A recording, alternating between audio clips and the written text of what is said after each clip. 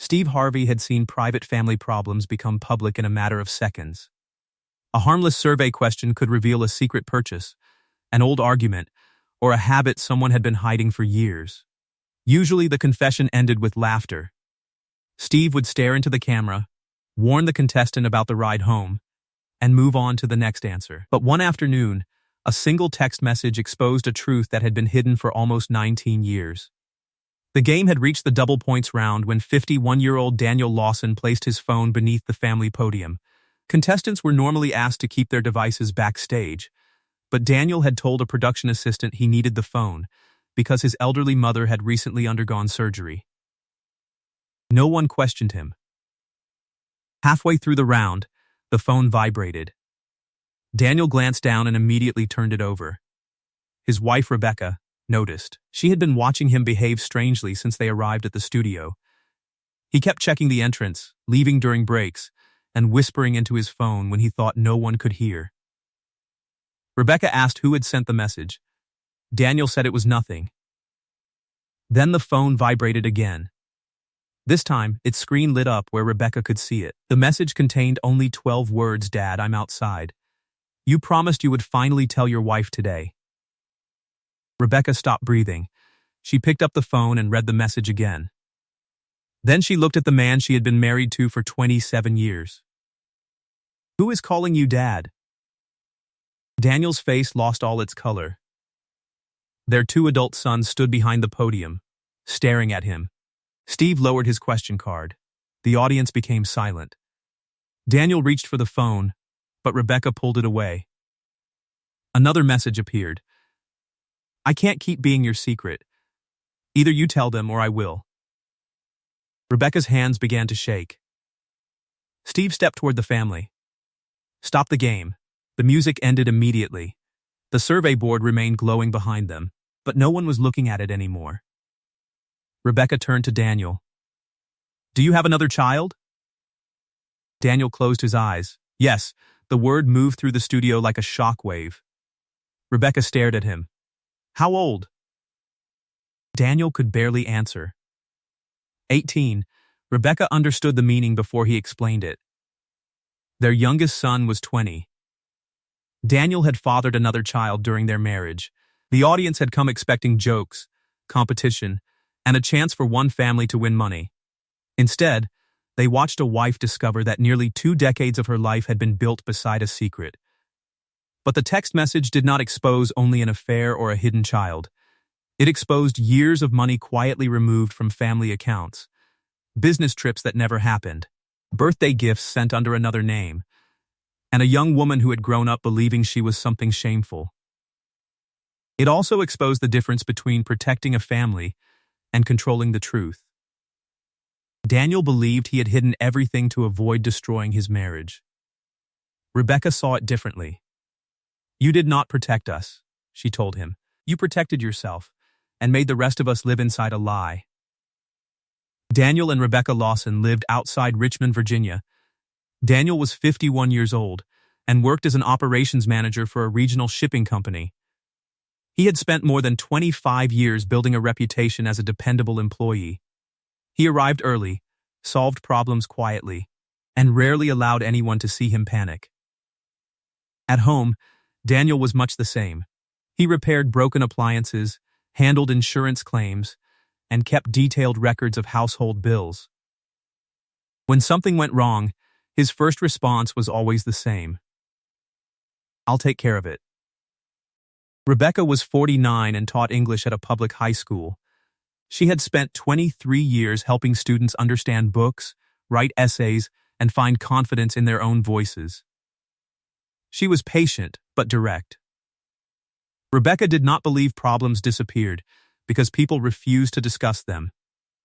She encouraged her students to say what they meant and supported friends through difficult conversations. But inside her own marriage, Rebecca had slowly become accustomed to Daniel's silence. They met at a friend's wedding in 1997. Daniel was one of the groomsmen. Rebecca was helping the bride after a broken zipper threatened to delay the ceremony. Daniel later joked that he fell in love because Rebecca repaired a dress with 2 safety pins and no visible fear. Rebecca said she noticed him because he spent 20 minutes trying to calm a nervous child who had forgotten how to walk down the aisle. Their first date lasted 5 hours. They spoke about family, careers, and the kind of life they wanted to build. Daniel said he wanted a peaceful home because his own childhood had been filled with shouting and instability.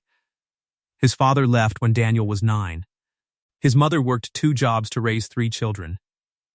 Daniel grew up believing that a good husband prevented chaos from entering his home. Rebecca's childhood was different. Her parents stayed married for 41 years. They argued, apologized, and discussed everything, sometimes too loudly for their children's comfort. Rebecca learned that conflict did not always mean a family was failing. Sometimes it meant people trusted one another enough to remain honest. Daniel and Rebecca married 2 years after meeting. Their first son, Michael, was born the following year. Their second, Aaron, arrived 6 years later. Daniel worked long hours while Rebecca balanced teaching with motherhood. They purchased a small house, saved carefully, and spent most weekends at children's sports events or family gatherings. They were not an especially romantic couple in public, but they seemed stable.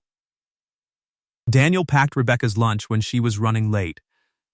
Rebecca helped him prepare for important work presentations. They remembered anniversaries, visited relatives, and rarely raised their voices in front of the children.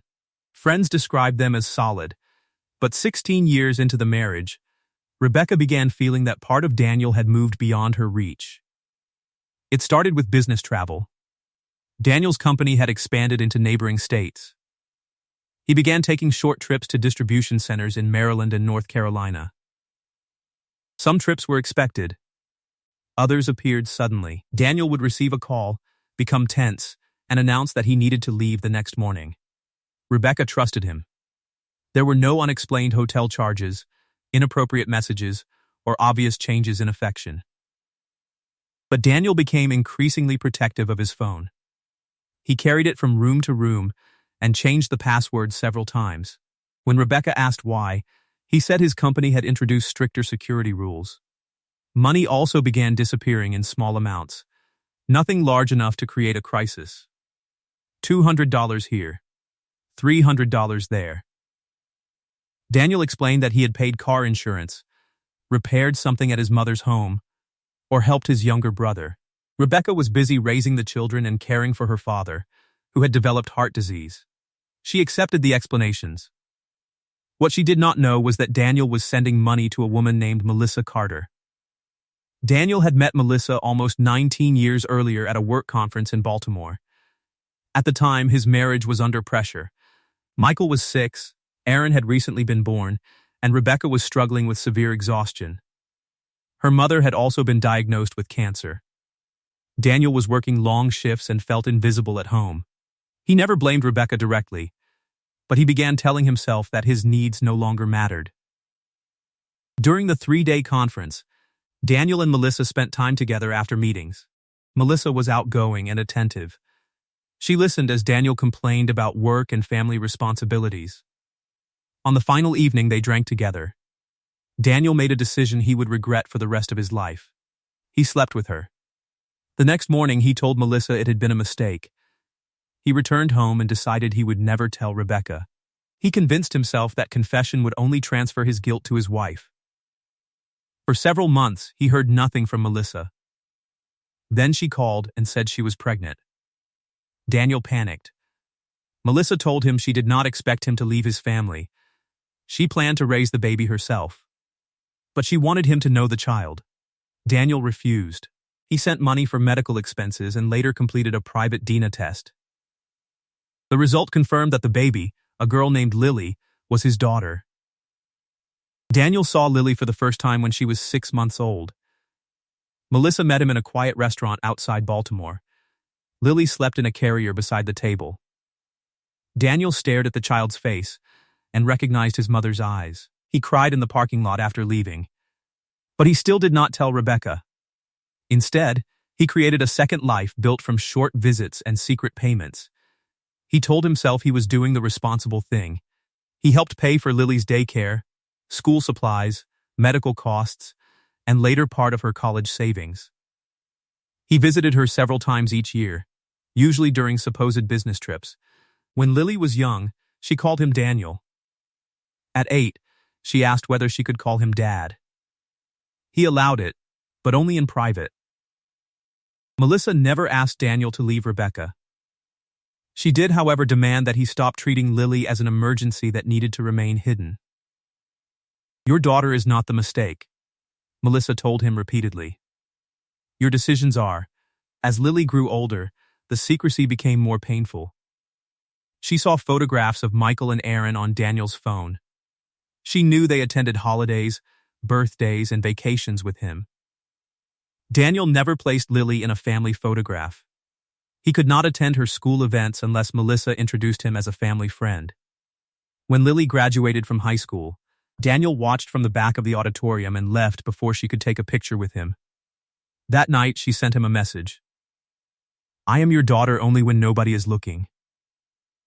Daniel read the message dozens of times. He promised he would tell Rebecca before Lily began college. He did not. He promised again at Christmas. He delayed it. Each time he imagined the conversation, he saw the marriage ending. He saw Michael and Aaron refusing to speak to him. He saw Rebecca questioning every year they had shared. So he continued hiding. Meanwhile, Rebecca began noticing signs that Daniel was carrying a burden. He was distracted and often awake late at night. During holidays, he sometimes disappeared into another room to answer calls. When she asked whether something was wrong, he said work was stressful. Their sons noticed too. Michael, now 26, worked as a firefighter. He admired his father and had adopted Daniel's habit of trying to solve problems alone. Aaron was 20 and studying communications at a community college. He was more open with Rebecca and often questioned Daniel's unexplained absences. A month before the Family Feud taping, Aaron saw his father outside a coffee shop with a young woman. Daniel hugged her. The hug did not appear romantic. It looked familiar and emotional. Aaron asked about it later. Daniel said she was the daughter of an old coworker who needed career advice. Aaron did not believe him, but he allowed the subject to drop. The Family Feud application had been submitted by Rebecca's younger sister, Carla. She described the Lawson family as competitive, intelligent, and far too confident when answering questions from the living room. The producers invited Daniel, Rebecca, Michael, Aaron, and Carla to participate. Rebecca believed the trip might help the family reconnect. Daniel nearly refused. Lily had recently become more insistent that he reveal the truth. She was starting university and no longer wanted to hide her father's identity. Daniel finally made a promise. He would tell Rebecca during the trip, after the taping. Lily asked why he needed to wait. Daniel said he wanted the family to enjoy one final peaceful experience before everything changed. Lily hated the answer. Peace for Daniel had always meant silence for everyone else. The morning of the taping, she sent him a message. Today, no more excuses. Daniel responded that he would call her after the show. Lily traveled to the studio anyway. She waited outside, unsure whether she had the courage to enter. Then she sent the message that changed everything. The Lawson family faced the Bennett family from Chicago. The Bennetts were energetic and loud, led by a grandmother named Cynthia, who announced that she had been preparing for Family Feud since Steve Harvey still had hair. Steve stared at her. "Ma'am, we have just met." The audience laughed, and the game began with a light, playful atmosphere. The Lawsons wore matching burgundy shirts. Daniel stood first, followed by Rebecca, Michael, Aaron, and Carla. When Steve introduced them, Daniel seemed calm. "My name is Daniel Lawson. This is my wife, Rebecca. We have been married 27 years. The audience applauded. Steve looked at Rebecca. 27 years. What keeps a marriage together that long? Rebecca smiled. Trust, patience, and knowing when your husband's explanation does not make sense. Daniel laughed nervously. Steve turned toward him. Sir, that sounded specific. She is a teacher, Daniel replied. She treats every conversation like an essay that needs evidence. Rebecca answered, because his stories often need editing. The audience laughed again. Only Aaron noticed how tense his father had become. The first round began. Steve asked, Name something people check several times before leaving for a trip. Rebecca won control with the doors, the second highest answer. The Lawsons chose to play. Michael answered their luggage. Aaron said the time. Carla gave the weather. Daniel answered their phone. Every answer appeared, and the Lawsons won the opening round. During the commercial break, Daniel looked toward the studio entrance. Rebecca noticed. Are you expecting someone? No. You keep looking at the door. I am checking where the production staff are. Why? Daniel reached for a bottle of water. No reason. The second round started before Rebecca could continue. Steve asked, name something a married person might hide from their spouse. The audience laughed. Daniel and Cynthia approached the face-off podium. Cynthia answered money. It was the #1 response. The Bennett family chose to play. They found a purchase, messages, and where they have been. After 3 strikes, the Lawsons had a chance to steal. Steve gathered them for their answer. Rebecca suggested a past relationship. Carla agreed. Aaron said another family, partly as a joke. Daniel's head turned sharply. Rebecca looked at him. What? Nothing. The family chose a past relationship. The answer appeared on the board, giving them the steal. As they celebrated, Aaron noticed Daniel wiping sweat from his forehead. The next round carried double points. Steve read the question. Name something that can destroy trust in a marriage. Rebecca won the buzzer. Lying, it was the #1 answer. Steve nodded. That answer came with authority. Rebecca looked at Daniel. Lies always create more work than the truth. Daniel did not respond. The Lawsons chose to play. Michael answered cheating. The board revealed it at #2.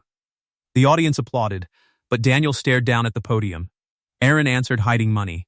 Carla gave breaking a promise. All 3 were on the board. Steve reached Daniel. One answer remains. Name something that can destroy trust in a marriage. Daniel hesitated, keeping a secret too long.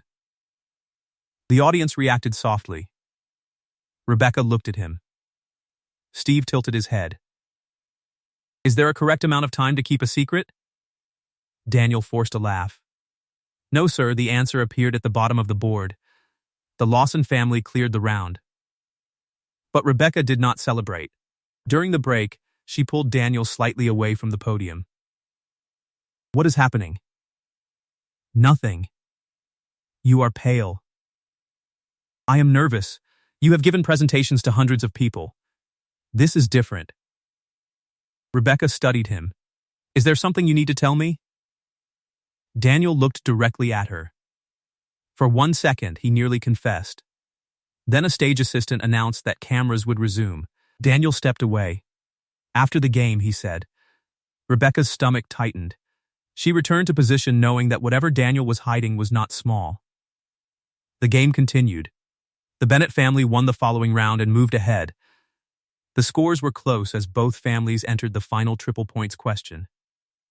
Before Steve could begin, Daniel's phone vibrated beneath the podium. He quickly turned it over. Rebecca saw the movement. Who is that?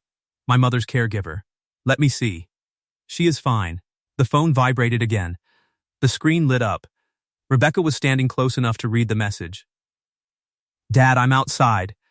You promised you would finally tell your wife today. The noise of the studio seemed to disappear. Rebecca reached for the phone. Daniel tried to stop her. Rebecca, wait. She picked it up. Her eyes moved across the message. Then another arrived. I can't keep being your secret. Either you tell them, or I will. Rebecca looked at Daniel. Who is calling you Dad? Daniel's mouth opened, but no words came out. Steve noticed that the family had stopped paying attention. He approached. Is everything okay? Rebecca held up the phone. No. Michael and Aaron looked toward their mother. Rebecca repeated the question. Who is calling you Dad? Daniel stared at the floor. Steve's expression changed. Stop the game. The music ended. Steve stepped closer but kept his voice calm. Daniel, you need to answer your wife. Daniel looked at Rebecca. I have a daughter. Michael stared at him. Aaron stepped away from the podium. Rebecca's face became still. How old is she?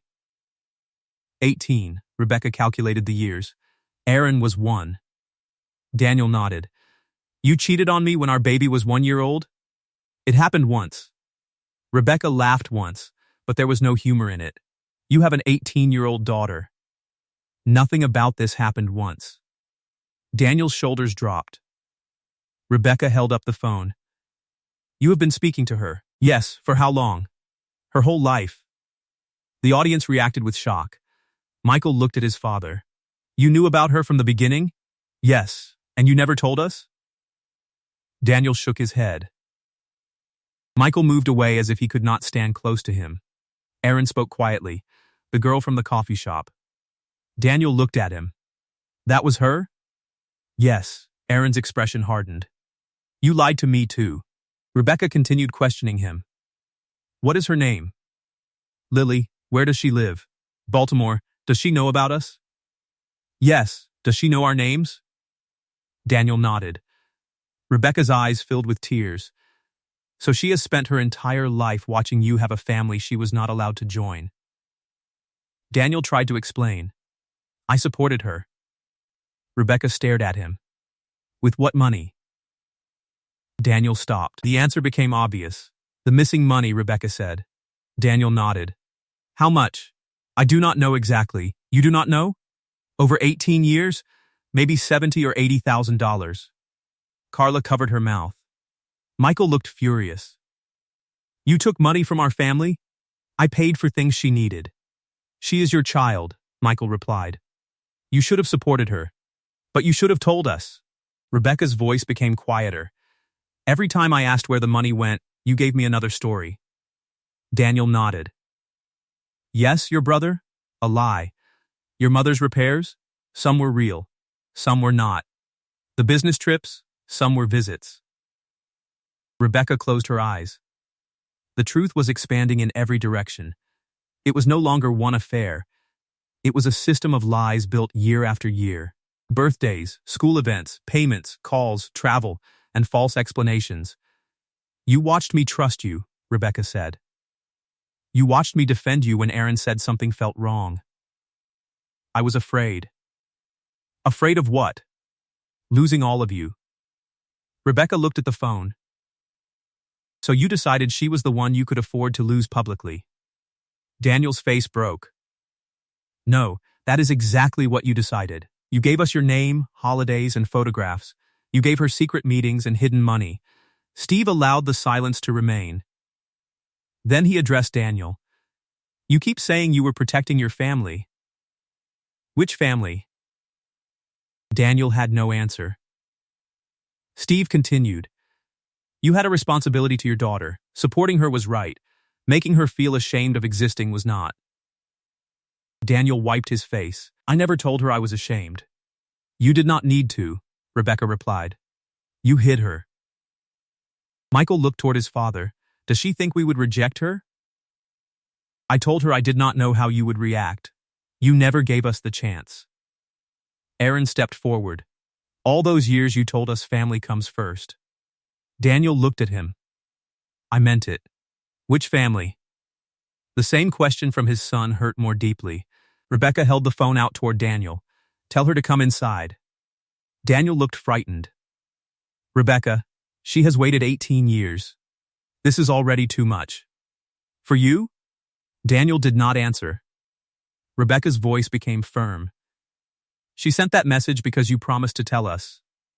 She should not have to wait outside while we discuss whether her existence is convenient. Steve looked toward a producer. Can someone find the young woman outside? The producer nodded and left the stage. Daniel looked at Steve. Sir, I do not know if this is appropriate. Steve's expression became serious. What was inappropriate was making a child live like a secret for 18 years. We are not going to drag her onto this stage if she does not want to come. But someone needs to tell her the truth is finally out. The audience applauded softly. Rebecca turned to Daniel. Did her mother know you were married? Yes. Does she want something from us? No, Melissa has never asked me to leave you. You told her about me? Yes. So two people knew the truth about my marriage except me. Daniel lowered his head. Rebecca began crying. I have taught students for 23 years that their voices matter. I tell them not to accept relationships built on manipulation. And I did not know my own life was being edited by someone else. Daniel reached toward her. Rebecca stepped back. Do not touch me, because people are watching. He lowered his hand. Steve spoke carefully. Rebecca, you do not owe anyone an immediate decision about this marriage. She nodded. Daniel, you do not get to ask for quick forgiveness because the secret came out quickly. The lie took 18 years to build. Daniel whispered, I understand. No, Rebecca replied. You are beginning to understand. A production assistant returned. She is here, the assistant said. She is willing to come inside, but she does not want to stand in front of the audience. Rebecca nodded immediately. Then we go to her. The taping paused. Steve asked the Bennett family and the audience for patience. He explained only that the Lawson family needed several private minutes. Daniel, Rebecca, Michael, and Aaron were escorted to a quiet backstage room. Carla remained outside to give the immediate family space. Lily stood near the far wall. She was tall, with dark hair pulled behind her shoulders. Her eyes looked so much like Daniel's mother's that Rebecca felt another wave of disbelief. Lily held a backpack against her chest. Daniel spoke first.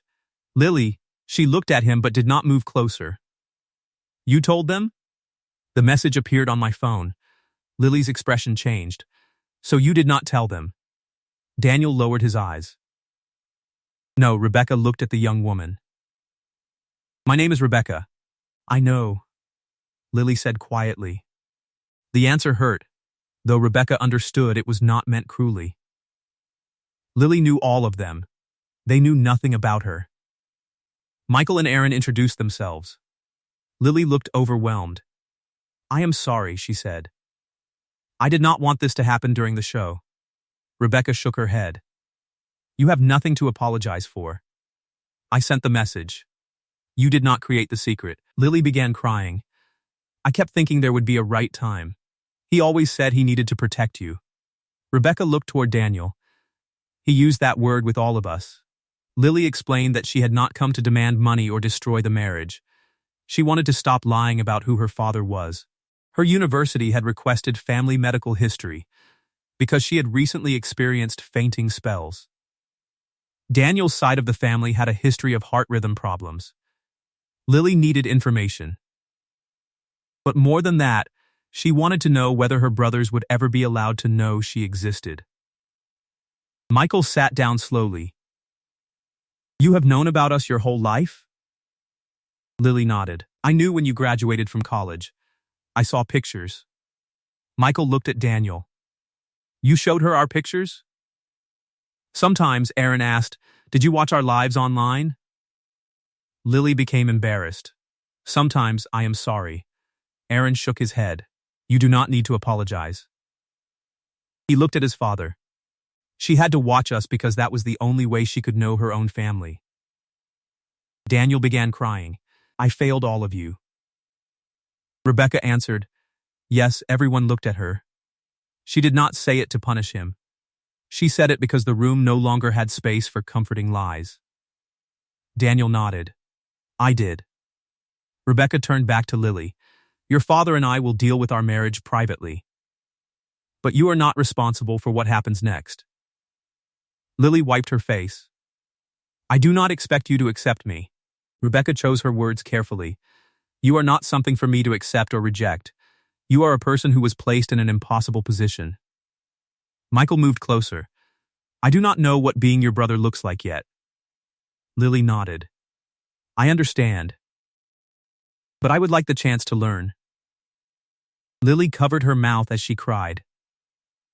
Aaron sat beside her. I have spent a month wondering who you were. I thought Dad was hiding an affair happening now. Lily looked at Daniel. He was hiding an affair that never stopped happening to everyone else. The room became quiet. Steve, who had remained near the doorway, finally spoke. That may be the most honest sentence said today. Daniel looked toward Lily. I am sorry I made you feel like a problem. You did not make me feel like a problem, she replied. You made me feel like a risk. Daniel began to answer, but Lily continued. You loved me in private and feared me in public. Do you understand what that does to a child? Daniel nodded through tears. I do now. No, you understand that it hurts. Understanding what it did will take longer. Rebecca looked at Lily with quiet respect. The young woman had spent years waiting for permission to speak. Now that she had it, she refused to soften the truth for Daniel's comfort. After nearly 40 minutes, the family agreed to return to the stage. Lily chose to remain backstage. She was not prepared to appear before the audience, and Steve protected that decision. When the Lawsons returned, Steve explained that they had met privately with the person connected to the message. He did not reveal Lily's name or show her face. Rebecca stood beside her sons. Daniel stood slightly apart.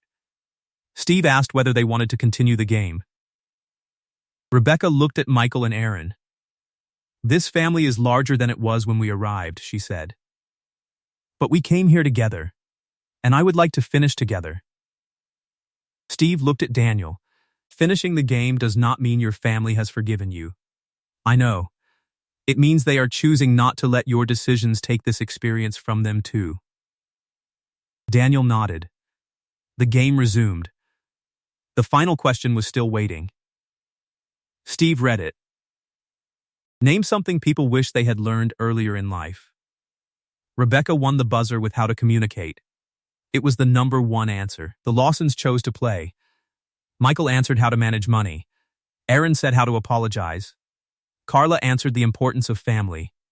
Daniel received the final chance. Steve approached him. Name something people wish they had learned earlier in life. Daniel looked at Rebecca and his sons.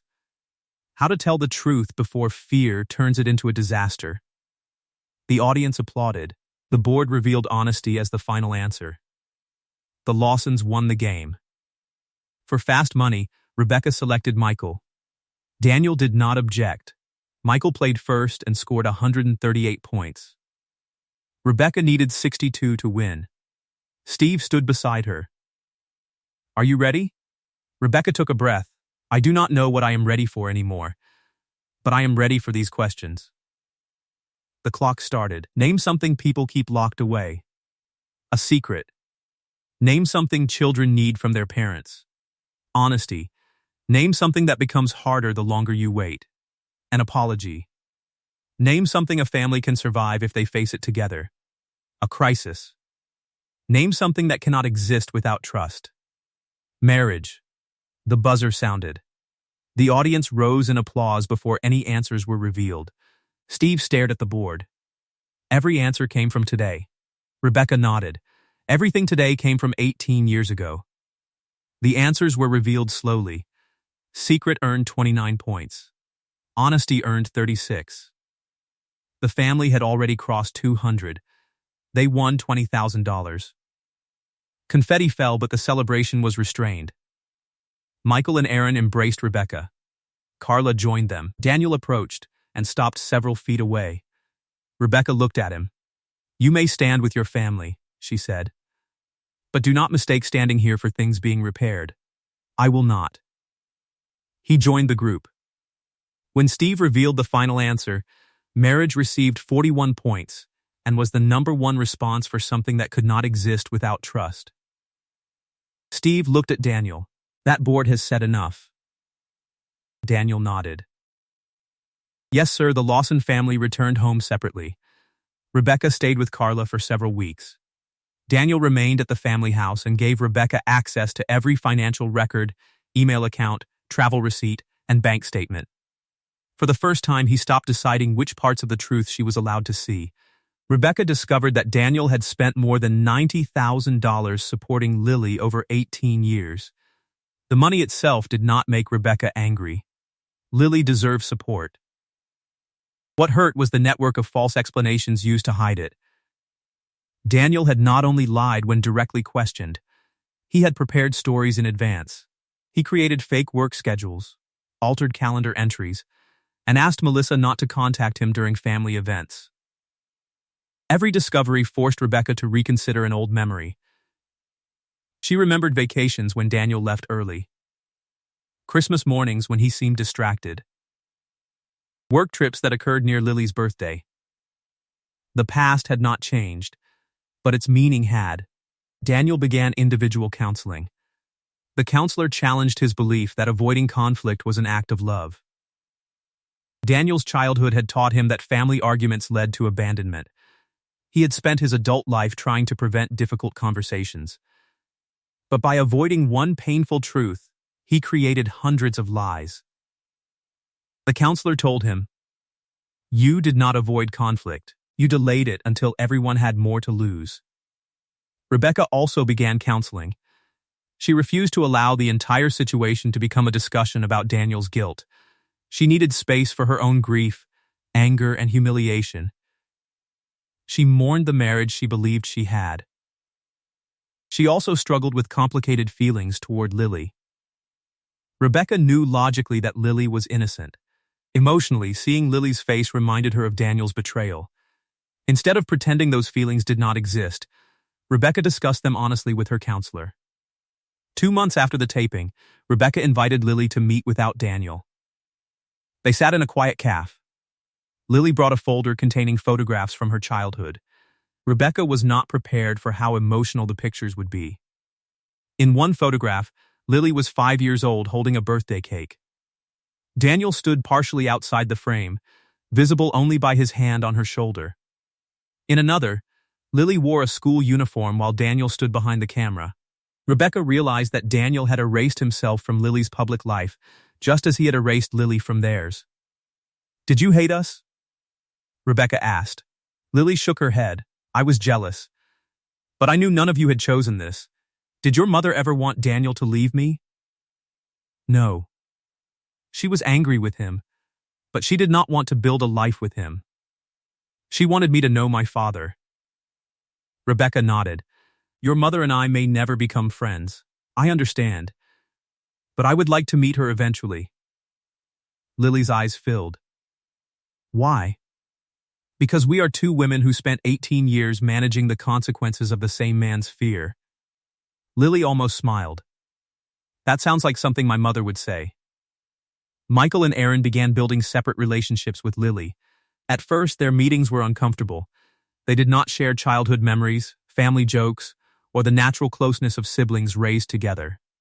They began with simple things: coffee, lunch, text messages. Michael helped Lily obtain the family medical history she needed. Aaron invited her to a college event and introduced her as his sister. Lily cried in the restroom afterward. It was the first time a member of Daniel's family had used that word publicly. Daniel also met with all 3 children. He apologized without demanding affection. Michael was the slowest to respond. For years, he had viewed Daniel as his model of integrity. "I can understand one terrible decision," Michael said. "What I cannot understand is waking up every day for 18 years and deciding to continue lying." Daniel answered honestly. "Every day I believed the next day would be easier. Then the lie became part of how I lived." Aaron asked whether Daniel would have ever told them without Lily's message. Daniel remained silent for a long time. "I want to say yes," he admitted, "but I had already broken so many promises to tell the truth that I do not know." The answer was painful, but it was honest. Rebecca and Daniel attended marriage counseling for more than a year. Rebecca did not decide immediately whether to remain married. She removed Daniel from joint financial control and required independent reviews of their accounts. Daniel accepted the conditions. He also stopped describing his affair as something that just happened. He began saying, "I made a choice." The difference mattered. 6 months after the Family Feud episode aired, the Lawson family received intense public attention. The clip of Rebecca reading the message spread online. Viewers debated whether she should remain with Daniel. Some blamed Melissa. Others criticized Lily for sending the text during the show. Rebecca issued one public statement. "An 18-year-old young woman did not destroy my marriage with a message." The message revealed decisions made by an adult man over 18 years. Please do not place responsibility on the child who was denied the truth. The statement was shared millions of times. Lily also received messages from people who had grown up as hidden children. Some had been denied relationships with siblings. Others had learned the identities of their fathers only after their deaths. Lily began writing about her experience anonymously. She focused not on scandal, but on the emotional damage created when adults treat children as evidence that must be concealed. The Family Feud prize money was divided in a way the Lawsons had not originally planned. Rebecca asked that part of it fund family therapy for all 3 children. Another portion was placed into an education account for Lily, matching support Michael and Aaron had received. Daniel agreed immediately. 1 year after the original taping, Steve invited the Lawsons back for an update. This time, Lily chose to appear. She stood between Michael and Aaron. When Steve introduced them as siblings, the audience applauded. Rebecca also appeared, but she stood beside Carla rather than Daniel. Steve asked how the family had changed. Rebecca answered first. We stopped treating peace as the absence of difficult conversations. Daniel nodded. I confused silence with stability. Steve asked whether Rebecca and Daniel were still married. Rebecca looked toward Daniel. Legally, yes. Emotionally, we are rebuilding something different. I do not know whether it will become the marriage we had, and I no longer believe returning to what we had should be the goal. Steve asked why. Because what we had included a lie, Rebecca said. I want something honest, even if it is less comfortable. Daniel accepted the answer. Steve turned to Lily. What has changed most for you? Lily looked toward her brothers. I do not have to imagine my family anymore. Michael placed an arm around her. Aaron added, we missed 18 years. We cannot change that. But we are not missing the next 18 because of somebody else's fear. The audience stood. Daniel began crying. Lily looked at him. She had not completely forgiven him. But she no longer had to beg him to acknowledge her. That responsibility now belonged entirely to him. 2 years after the message appeared, Rebecca chose to remain married to Daniel. Her decision surprised some people. She made it clear that staying was not proof that the betrayal had been small. She stayed because Daniel had spent 2 years accepting consequences without controlling her response. He had become transparent with money, travel, and communication. He repaired his relationship with Lily publicly and privately. He stopped asking Rebecca when she would move past the affair. Most importantly, he understood that forgiveness did not restore the years he had taken from everyone. Rebecca told him, I am not staying because you deserve the old marriage back. I am staying because we may be capable of building an honest one. Daniel answered, that is more than I have the right to ask for. The family began celebrating holidays together slowly. The first shared Thanksgiving was uncomfortable. Melissa attended for dessert at Lily's request. Rebecca and Melissa spoke politely, but did not pretend the situation was simple. At one point, Lily looked around the table at her mother, father, stepmother, and brothers. This is strange, she admitted. Rebecca replied, strange and honest is better than normal and false. That sentence became a family saying. Years later, the text message remained saved on Rebecca's phone. Daniel once asked why she kept it. Rebecca said, because it ended the version of my life that depended on me not knowing the truth. The message had caused enormous pain. But it also freed Lily from secrecy, allowed 3 siblings to find one another, and forced Daniel to confront the harm hidden beneath his claims of protection. Steve Harvey had stopped the game because the moment was no longer entertainment. A wife had discovered an affair. 2 sons had discovered a sister.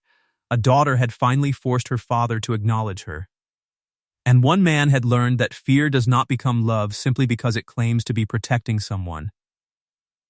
The text message did not destroy the Lawson family. The decisions behind it nearly did. The message exposed what silence had been hiding. And once everything was visible, the family finally had the chance to decide what could be repaired, what had to change, and which relationships deserved to begin again. The truth did not give them an easy ending. It gave them something more valuable. A real beginning.